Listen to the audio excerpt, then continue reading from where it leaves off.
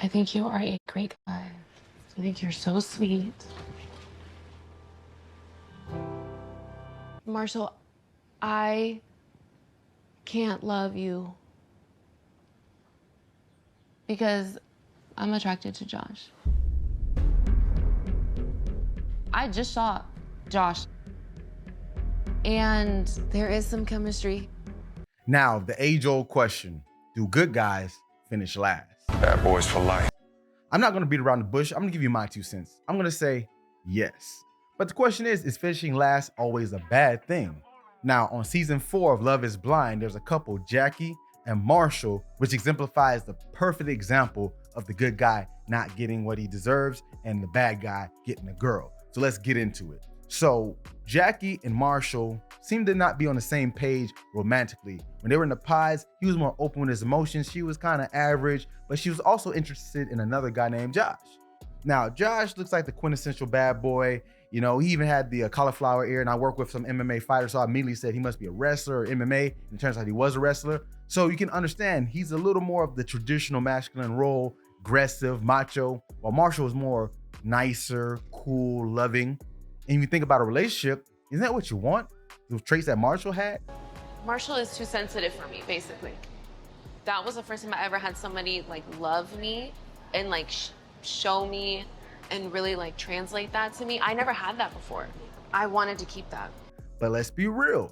Some people want that stimulation. Obviously, the thing that makes you feel at home may not be where the heart is. So you can look at how this kind of went awry later down in the season because Marshall and Jackie would agree to get engaged.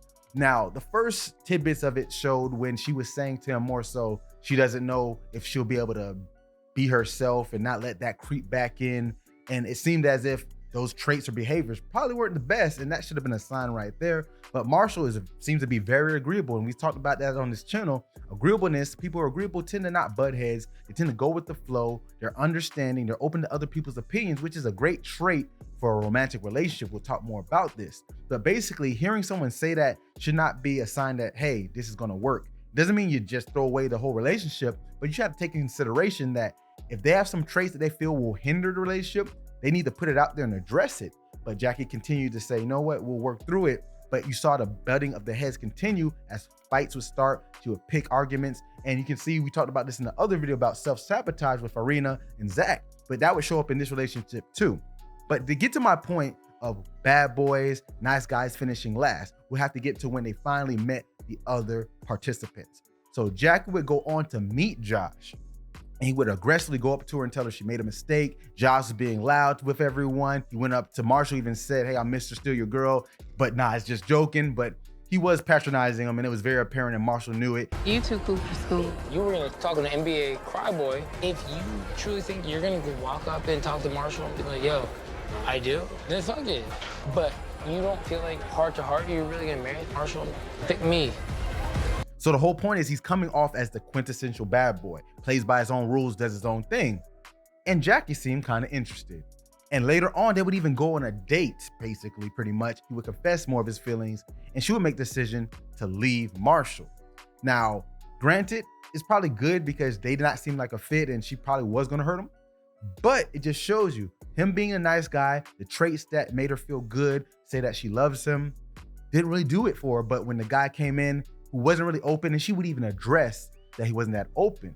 But the point is, why do they go for the bad boys? So Titus Shiro, I talk about him a lot on this channel, and I actually did an interview with him on my other channel, my Mental Muscle podcast. We talked a little about romantic relationships, amongst other things, but he talks a lot about something called novelty seeking. This is a trait that is for people who want to try new experiences, be more adventurous, things that get you that thrill, that rush, that adrenaline pump.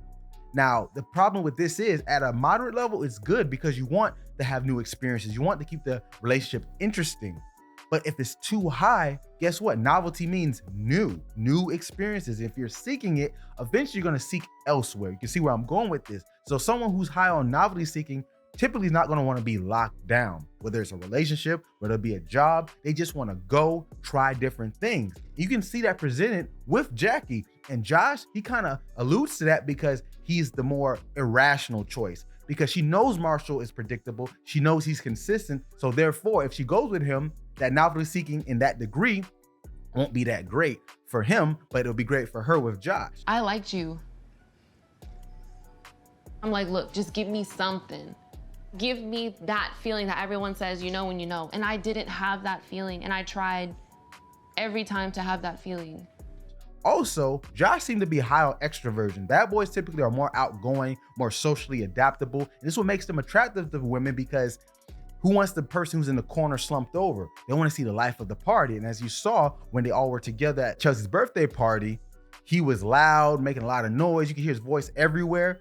And this gets you excited because you think, oh, if he can be the life of the party, he's socially adaptable, this is something I can get along with, and he can give me more. But that's in a very limited sense. Because when you think about long-term relationships, if you get married, say 20, 30, 40, 50 years, depending on how old you are, you're going at least 20, 30 years. And at best, if you live a long life, 40, 50 years. So that's a long time to be with someone. And like we mentioned, someone high on novelty seeking, that's pretty scary.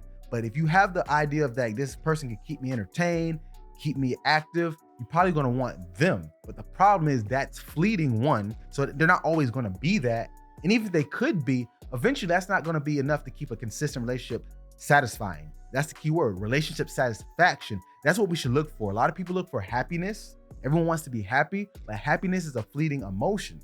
But what Dr. Tashiro talks about is relationship satisfaction, and agreeableness. Remember, I talked about that with Marshall, is one of the biggest predictors. This is because imagine if you're dating someone or even married, obviously in this situation, you're going to have compromise.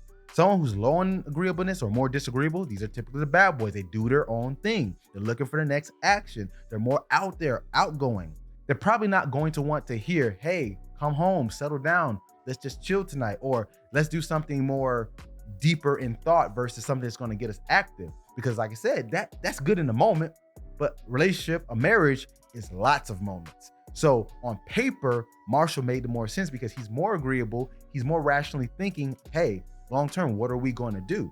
Also, agreeable people are typically better sexual partners for the most part. That's not a one-size-fits-all rule, but the reasoning for this is if you're agreeable, you're going to try to satisfy the other person, because agreeable people like to appease both sides. So if you look at someone like a bad boy, he probably want his needs met. He might give you some fun, exciting action, but how long before you feel like, hey, I'm the only one putting in work, I'm not getting as much as I want? She even mentioned to Marshall, she wants him to be more aggressive in bed, choke or slap her around.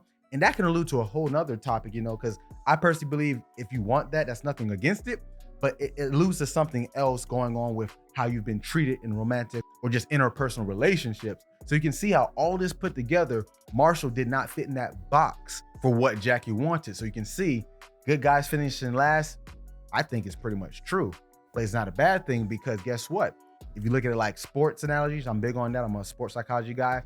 A race, sometimes you have to last longer in the race, say a marathon, because if it's a sprint, that's the bad boy. They're gonna sprint, they'll get there quicker, they're gonna make you feel good, it's gonna be fun, rah, rah, then it fades. Look at the record holders for sprint events, how long they last. They get broken all the time. But look at the record holders for long distance. They usually last decades because it takes more work to hold and withstand and build up. It's more usage, so you might get injured. And the same thing in romance, right? Look at it like that. Do you want the person who's gonna sprint out, make you feel good, celebrate, and then there's nothing, or they just never reach that point again? Or the person who's gonna have to build up, take their time, stay consistent for the long run, and then make you feel good for the rest of your life? Think about it. Which one would you want? So is good guys finishing last really a bad thing? You let me know. Thanks guys, as always, for watching. Make sure you like, comment, and subscribe. And as always, get your mind right.